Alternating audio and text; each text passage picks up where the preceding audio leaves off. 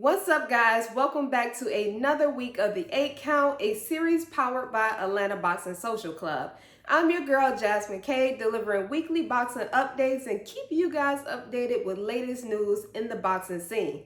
This week, we're getting into Pastor Thurman, that's right, Keith Thurman, as he put on a sermon for you guys in a kickoff press conference, as well as talking about Timothy Bradley's standout rising stars in each weight class, Keyshawn Davis admits to his weed addiction and overcoming, and more. Without further ado, let's get into this 8 count. 1, 2, 3, 4, 5, 6, 7, 8. Count number 1. This week, ProBox TV made their return with their Wednesday Fight Night series. This time, I'm going to get into the co-main event that I felt wasn't necessarily a standout fight amongst the other ones. There were really good cards, but I thought it was a tough competitive fight, and that was between Christopher Pearson versus Trevor McCumbee. McCumbee had a pretty active year last year, fighting 2 times, so this year he wasted no time with Pearson being his opponent as he finds himself trying to climb back in the totem pole for being a top contender within the super middleweight division. Wednesday night, I felt Trevor showed us a glimpse of why he deserves to be in those big fights within the super middleweight division, but he also showed us that there's still some things that he needs to go back to the drawing boards and work on. Nonetheless, I felt like he came out in the first 3 rounds looking really good, but you could tell he was looking to get Pearson out of there much earlier than the scheduled 10-rounder that it was. For the first 3 rounds, he came in guns blazing, looking for that knockout. Every shot that he threw, for the most part, was a power punch.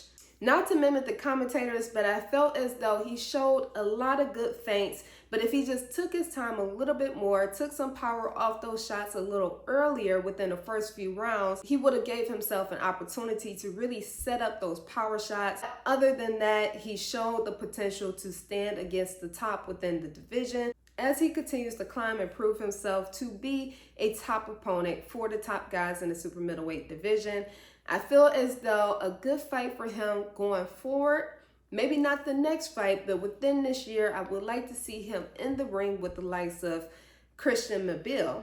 Now, that is a tough opponent right there, and that's a tough matchup. But I think if this is where he wants to be, and he wants to prove himself to be amongst the best, then I think that will be a great test for him. But if we don't get that as early as this year, I definitely feel like it's better for him to get that fight sooner than later, as I feel Christian Mabille is young and he's only going to get better as he continues to step up in the division and take on tough opponents. If anything, I think Christian's opponent, Murdoch, will be a good next step for McCumbee to really test out where he stands as he climbs up, because as he moves up in the division, it is only going to get tougher, as we know that the super middleweight division right now is stacked with the likes of, obviously, Canelo Alvarez. You have Benavidez in this division, Plant, Charlo, Munguia, Ryder, Boo Boo Andrade. The list goes on. So I definitely would like to see him taking on opponents such as Murdoch next. I think that would be a good test for him. The guys at ProBox TV wants to see him against Berlanga. I think that will also be a tough matchup for him as well, and a good one to test out where he stands within the division. But we'll see what comes of him next. There's a lot of options out there, and for the guys that are looking to stay active, I think that McCumbee makes for a great opponent in the ring to do just that. Count number 2. Shakur Stevenson takes to X to share his frustrations over the recent news of Emmanuel Navarrete being ordered by the WBO to face Dez Berichek for the vacant WBO lightweight title. Not only did he share his frustration over this decision, but he also threw himself into retirement over this news. He says, "I'm officially retiring from the sport of boxing. I'll be in the gym forever, perfecting my craft and helping the next generation become great and chase their dreams. But I ain't with this weak boxing game." Well, that was a mouthful. In understanding Shakur Stevenson's frustration, I shared my opinion on Instagram earlier this week. That being that it's A little crazy, the fact that Emmanuel Navarrete steps up in weight class and his very first fight within the lightweight division is for a WBO vacant title. I think Shakur, rightfully so, is frustrated because he feels as though that should be his fight. Not only should it be his fight, but if it is going to be ordered for Navarrete to fight for the WBO vacant, that Shakur should be the opponent fighting for that title as well. Now, Shakur holds the WBC title currently in the lightweight division. Navarrete's last fight was defending his WBO super featherweight title versus a former opponent of Shakur Stevenson, that is CENSORED, which was also on the undercard of Shakur Stevenson's fight versus De Los Santos. So can you see where the frustration is coming in? Already feeling as though he was going to step up in the weight class. And Shakur, like many of us, were expecting for him to face Navarrete next, and that was the reason why Navarrete was on the undercard of Shakur Stevenson. Well, here it is. He's decided to step up, and the WBO has ordered the fight between himself versus Dez Berichek instead of Shakur Stevenson. After the dust of this news settled, it got me to thinking and realizing potentially where Top Rank is going with this. I could see this scenario playing out in the sense of Navarrete fighting for the WBO vacant title, winning that title, and then there being a unification fight for the WBO and WBC belt between Navarrete and Shakur Stevenson next. I think that would be actually the better move. All feelings aside, strategically thinking, that is definitely the better move. So hopefully Shakur comes out of retirement, look at it from that viewpoint, and be hopeful that that is the strategy that Top Rank is taking with this one. I think that that is a better opportunity, more money, more titles, and puts him closer to unifying the entire lightweight division. So stay patient, Shakur. I think everything's going to align out perfectly and better than what you expected. Count number 3. In other news of sanctioning bodies ordering ridiculous matchups, we land ourselves with yet another matchup that has us scratching our heads as to how did we get here. That is the ordering of Sebastian Fundora versus Boacek for the WBC Super Welterweight title. That is on the undercard of Thurman versus Tszyu. So in this count of scratching our head as to how did the sanctioning bodies come up with ordering this particular matchup, let's go back to April of last year where we had the matchup between Fundora and Mendoza for the WBC interim super welterweight world title, of which Mendoza won, knocking Fundora out clean in the 7th round. And now fast forward to current news, we have the WBC who has ordered for Fundora to face Boacek for the WBC vacant super welterweight title. Now, if I am to do my calculations correctly, if you will, we had Brian Mendoza fight and win the WBC interim super welterweight title. That would then put him in the position to be the person that fights the defending WBC super welterweight title holder, or to fight for the vacant title, of which the title is vacant. However, the WBC is ordering for the opponent that lost in Fundora to face Boacek. The calculations are not adding up, but that's neither here or there. This is the fight that we are getting next, and it is on the undercard of Thurman versus Tszyu. I look forward to seeing how this plays out. I think that Fundora is definitely going to walk away with the WBC title. I don't know much about Boacek, so I say that lightly. But we have ourselves a fight, and I'm looking forward to the whole card. On March 30th, as PBC makes their debut on Amazon Prime. Count number 4. And speaking of the undercard for Keith Thurman versus Tszyu, did you guys see that kickoff press conference? If you didn't, you know your girl JasmineK is going to give you a glimpse into what happened. A lot of us were anticipating that Rolly was going to bring the entertainment for this kickoff press conference, but it was one time Keith Thurman, or should I say Preacher Thurman, because my man was up there on the podium giving us a sermon like none other. If you didn't get a chance to check it out, take a look at this. I don't even know what you do. I just know they say you come from down under. And I am trying to put you under, mate. He might have signed that contract. But boy, you don't know what you just did, boy. Ooh-wee. Bitter bitter for you and sweet for me. Nobody wants to shut you haters up like Keith Thurman. It's my job to close the door shut right in his face. Sorry, Pops. I'm sorry. The zoo name, I messed up. I didn't know he was that bad. I ain't lost to no Mexican. Do your research. Watch more tape. Don't be running. Watch more tape if you want to debate. Don't be running. I have not lost to no flat-footed, slow Don't be running Mexicans, okay? Don't be running like a gazelle. You just want me to stand there? Don't be Please running. do. Please let me beat you up, Key. Let's go. Please let me beat you up. Middle of Can the I ring. punch you in the face? Okay, middle of the Can ring. I punch you? Please. Middle of the ring. Yes, so Pastor Thurman is back in action and he is kicking off yet another network with what we hope to be a action-packed night of boxing. Despite me feeling like they have similar styles, I think that Tszyu is just at the top of his game right now and he is all in motion, and I think that we are going to continue to see that motion come March 30th against Thurman. But now that we've had this kickoff press conference, I will admit that I am excited to see this fight. I think that the build-up is just going to continue to get better, and I look forward to the Australian making his U.S. debut against Keith Thurman. Count number 5. This past Saturday night, we had a action-packed fight that did not disappoint between Jaime Munguia versus John Ryder.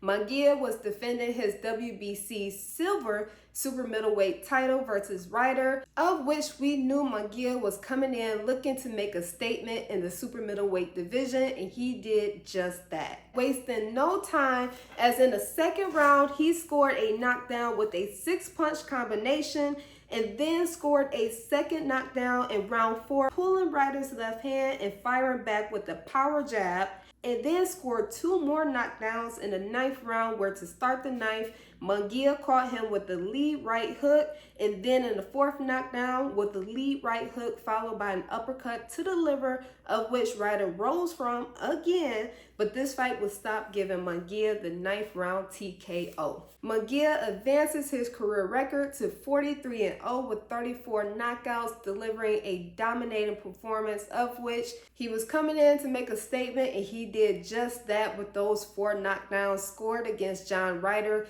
in this action-packed fight that only went 9 rounds of a scheduled 12-rounder. All in all, in this statement of a win by Munguia, I thought he looked really good. He looked super sharp. I felt as though he didn't smother his work. He controlled the distance beautifully behind the jab. I think Ryder would have preferred for this fight to have been fought in the pocket, but Munguia did not give him that satisfaction of what he may have thought and expected coming from the Mexican fighter. Benavidez took to X, criticizing the performance of Munguia, basically saying that this will be an easy knockout. So what's next for Munguia? The fight with him and Canelo doesn't seem to be in the future. Benavidez would be a good match, but I think a better fight is Jaime Munguia versus David Morrell Jr. That right there, we definitely need to see in 2024. Count number 6. Keyshawn Davis admits to his former weed addiction and overcoming what is widely becoming known as cannabinoid hyperemesis. This week's Cigar Talk podcast released the interview that they did with Keyshawn Davis, of which not only did he admit to this weed addiction, but he shared with us his reasoning for why weed was his substance to cope. It was really the pressure for me. At that time, my brother left boxing. Yeah, your oldest My brother. grandma died, having dreams about her, couldn't really overcome that. My little brother looking at me like, bro, what the hell we gonna do? My mama looking like, Keyshawn, are you sure you wanna box? Like, it was just a lot of pressure for me. I felt I had to carry the torch, and I felt that I wasn't ready for that. So I didn't know how to deal with that. Pressure just got to me, just the anxiety started getting to me. The person I used to fall back on had died. I ain't have nobody. I just felt like I just had to carry the torch. I was physically, but I wasn't carrying it mentally. While he has expressed that this is an ongoing battle, he has assured himself as well as his fans that this is no longer a desire nor a urge of his to smoke weed. So we'll see how this affects his performance going forward. As Keyshawn is in camp and getting prepared for Pedraja in their matchup February 8th, he says that he has never felt better, and not only is he determined to put on a dominating performance, but he feels as though his body is finally catching up with his talents and his efforts, and we'll see him put it all together inside of the ring come February 8th. Count number 7. Timothy Bradley Jr. releases his Hidden Gems list, naming future standouts for each weight division. In this list, he named 6'3" German heavyweight Agit Cabal, 24-0 with 16 knockouts at the age of 30. 6'4" Russian cruiserweight by the name of Muslim with the record of 3-0, 2 knockouts at the age of 26. Ukrainian Olympic bronze medalist 6'2" light heavyweight Alexander with the record of 20-1 with 16 knockouts at the age of 37. I have not had a chance of seeing him fight, but at the age of 37, if Timothy Bradley Jr. sees something, then I guess we'll see. 5'8" super middleweight Christian Mobile with a record of 25-0, 21 knockouts at the age of 28. I've already seen what Christian Mobile can do, as he had a dominating performance versus Murdoch earlier this year. I'm definitely looking forward to the noise that he shakes up in the super middleweight division this year. 6'0" middleweight Miriam. I'm not sure if I'm saying his name correctly, but he has a record of 20-0 with 11 knockouts at the age of 30. 5'10" junior middleweight, not new to us, Virgil Ortiz Jr. with the record of 20-0, 20 knockouts at the age of 25. Earlier this year, Ortiz Jr. press resumed on his fast-rising knockout artist of a career, defeating Frederick Lawson with a first-round knockout. I am looking forward to him having a very active year this year and continuing on his knockout streak. 5'8" welterweight Giovanni Satian with the record of 32-0, 17 knockouts at the age of 32. Now, I had a chance of witnessing Satian's dominating performance versus Alexis Rocha in a matchup of which he was not selected as the favorite. I look forward to seeing him shaking up the welterweight division and seeing how this year plays out for him. 5'10" junior welterweight Gary Atun Russell, a name that is already familiar within the boxing community and of fans, but he has a record of 17-0 with 17 knockouts at the age of 27. I'm looking forward to a much more active year out of him as well this year. 5'8" lightweight Brayman Moratella with a record of 19-0, 16 knockouts at the age of 27. Moratella has quickly become a favorite of Timothy Bradley Jr. as we see him landing in his future standout list, but he also went on record to say that he basically feels that Moratella would dominate Keyshawn Davis, and Keyshawn Davis is not ready for the likes of Moratella. I'm definitely excited to see what's coming of him this year. He's coming out of the Robert Garcia stable, and I'm looking forward to seeing him putting on more dominating performances this year. 5'6" junior lightweight Henry LeBron with the record of 19-0, 10 knockouts at the age of 26. Another guy coming out of Robert Garcia's stable. Definitely looking forward to seeing him more this year and him shaking up the junior lightweight division. 5'8" featherweight Bruce Shoo Shoo Carrington with the record of 10-0, 6 knockouts at the age of 26. Shoo Shoo is a top rising prospect, of which he was top ranked prospect of the year and Ring Magazine prospect of the year. So I am anticipating for this to be an explosive year for him, rising in the ranks and becoming a top contender and a champion before the year is out. But we'll see what comes of him this year. He is already getting started with his fight come February 16th, of which I look forward to watching. 5'5" junior featherweight Jose Tito Sanchez with a record of 12-0, 7 knockouts at the age of 24. He is a switch hitter, so that right there makes me excited to see him going forward. He's one that I'm not familiar with, but thanks to Timothy Bradley Jr., we all will get familiar with him. 5'10" badminton Dominique Crowder with a record of 16-0, 10 knockouts at the age of 30. Another switch hitter that I'm looking forward to being familiar with his game, as right now I am not. 5'4" junior badminton John Scrappy Ramirez with a record of 13-0, 9 knockouts at the age of 27. I had a chance of watching Scrappy fight this past year, and with the size, he is to be expected a lightning fast, explosive guy, but he packs a lot of power behind that punch. Definitely looking forward to seeing what he does this year. 5'5" flyweight Dave with the record of 19-0, 13 knockouts at the age of 24. A name I'm not familiar with, but I'm looking forward to getting familiar with. 5'5" junior flyweight Kanamyu I hope I said that right. He has a record of 9-0 with 8 knockouts at the age of 20. As we get lower in the weight class, I'm not too familiar with these guys, but I look forward to seeing him and becoming more familiar with him. As well as the 5'2" strawweight Hassanable. Sorry if I mispronounced that. He has a record of 6-0 with 5 knockouts at the age of 30. Shout out to Timothy Bradley Jr. for the list. There were definitely some guys that were already on my radar. You let me know if some of these names sound familiar for you. And if they aren't, let me know who you're looking forward to becoming more familiar with as we continue off the year with great fights. Count number 8. Conor Benn is making his return back to the ring and to Las Vegas to face an undefeated opponent in Peter Dobson this Saturday night. Conor Benn is making his return back to the ring since his only fight in 2023 due to an ongoing investigation that has kept him suspended from fighting in the UK due to failing 2 drug tests. I don't know too much about his opponent outside of there's some inactivity on his end, as well as he has not fought since June of 2022. But despite that, Conor Benn has a prediction of his own saying that he is going to knock him out within the first round, and even goes as far to give us how he's going to knock him out. I'm going to take his head off his shoulders. Like, that's it. First round, as soon as that bell goes, I'm coming in there. I'm going to launch a heavy right hand straight at his head, followed with a nasty left hook. And then, do you know what? I might finish him off with another 1-2 if he ain't done already. Well, with that said, I'm looking forward to this performance. I always enjoy watching Conor Benn's fight, so I'm expecting for this to be none other than an explosive, dominating performance by him this Saturday night versus Dobson. But we'll see. Make sure you guys tune in for that fight, as I'll be watching as well and talking about the recap next week. Well, that wraps up the 8 count. I hope that you guys have enjoyed this week's boxing updates with your girl JasmineK. Let me know what you thought about some of these counts. Until next time,